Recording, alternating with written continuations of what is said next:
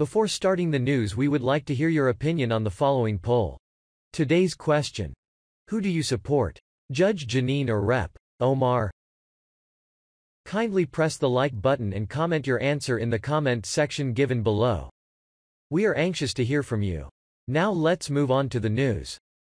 Breaking news about Elizabeth Warren. If the presidential election were held today and Senator Elizabeth Warren, Massachusetts Democrat, were her party's nominee, she'd no doubt win her deep blue home state. But her problem is that she may never even get close to the nomination in her home state.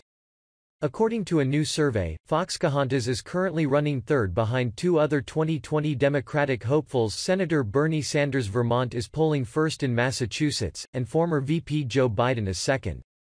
Between them, they take more than half of voters, according to the Emerson Polling survey. Emerson Polling has Sanders 26%, Biden 23%, Warren 14%, Buttigieg 11%, O'Rourke 8%, Harris 7% in Massachusetts. No Biden baseline from Emerson in this state, but inclined to think this is in line with belief that he hasn't not declined last few weeks. For Warren, yikes.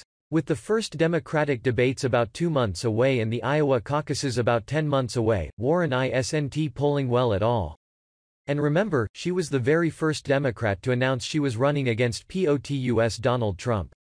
As Matt Vespa at Town Hall correctly points out, trying to guess at this point who the eventual Democratic nominee will be is foolish.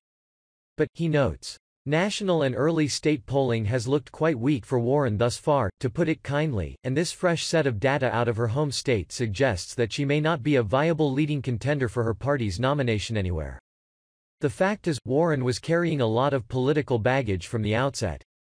Her fake Native American claim and the resultant DNA test to prove she was something like 1024th Indian went very badly for her. And even in her own state, it looks like she has yet to recover. Plus, she decided to be very Trumpian in swearing off big-dollar donors, which has, wait for it, cost her, according to Axios, even leading to her finance director's resignation. The finance director for Elizabeth Warren's 2020 presidential campaign resigned after an internal clash over the candidate's decision last month not to host big money fundraisers or solicit donations from wealthy donors, The New York Times reports.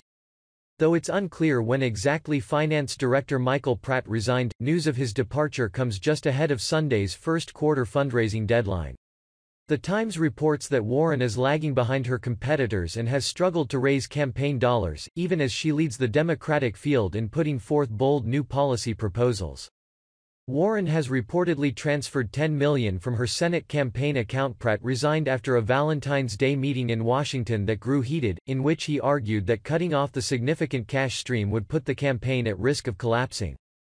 Warren can't be like POTUS Trump because Warren A is a left-wing quack, and 2 she doesn't have billions of dollars to bankroll her campaign. Not that it would even matter in her own home state, apparently. Sharing is caring. Kindly help us to distribute our content so others can acknowledge this too, and support us in our mission to make America great again. Thanks for watching.